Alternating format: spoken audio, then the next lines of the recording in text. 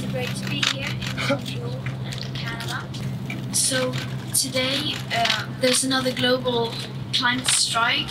I'm very excited to be here, and it's going to be very much fun today, and to once again stand together, people from all around the world, for one common cause. Climate strikes in most major Canadian cities and around the world took place last Friday as part of a movement led by the activist Greta Thunberg. Fridays for Future is all about the very personal risk that climate instability poses to young people, and it's been met with tons of support from activists and young folks all across Canada and around the globe. As we're in the midst of a campaign for a federal election that's going to be taking place on October 21st, young Canadians are in a unique place to have their voices heard.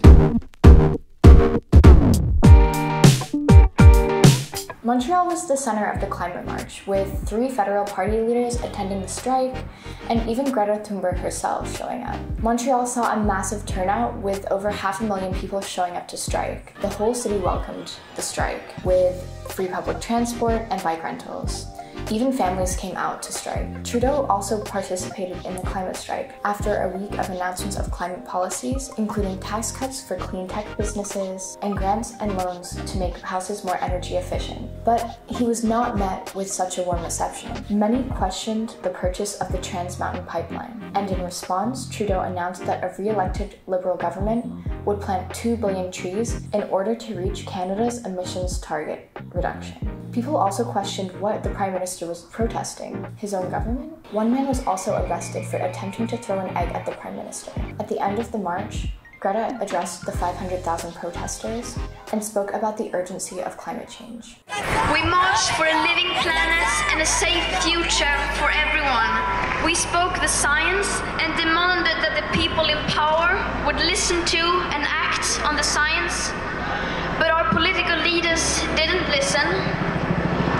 This week, world leaders all around the world, from all around the world, gathered in New York for the UN Climate Action Summit.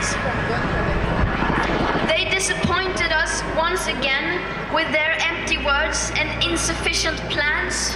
We told them to unite behind the science, but they didn't listen. So today, we are millions around the world, striking and marching again, and we will keep on doing it until they listen.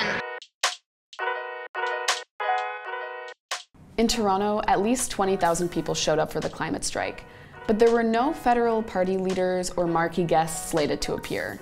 Even though Montreal is not too far from Toronto, the difference was noticeable. There were young people, there was music, there was a strong representation of Indigenous people among the speakers, but there was a distinct lack of political presence. While the Montreal strike boasted the likes of Elizabeth May and Justin Trudeau, Toronto's only political speaker was Dianne Saxe, the former Environmental Commissioner of Ontario. Difficult to miss were all the signs about a Green New Deal in Canada, a non-partisan coalition headed by a non-profit organization, Canada 350. It calls for immediate action, respect of Indigenous communities, and union green jobs. Not to be confused with the Green New Deal in the United States. Around 4,000 students came together to join in the climate strikes held here in the city. There were 3 strikes in total, one at the University of Alberta, one at MacEwan University, and the third at Churchill Square, and all 3 converged at the Alberta legislature. It is worth mentioning that Alberta has a unique political climate at this moment. While many participants were in support of climate action, there were images of legislature offices putting up signs supporting the oil and gas industry in their windows. As well, many conservative students took to social media to talk about how they felt the chants weren't representing conservative solutions to climate action. The message across the country is that this is a youth-led movement, and there were lots of young people holding signs that referenced their own future by drawing attention to the bleak climate predictions using jokes and memes. With thousands of people taking to the street to demand climate action, now would be the time for politicians to make promises and keep them. What are you hoping to see? Let us know in the comments below.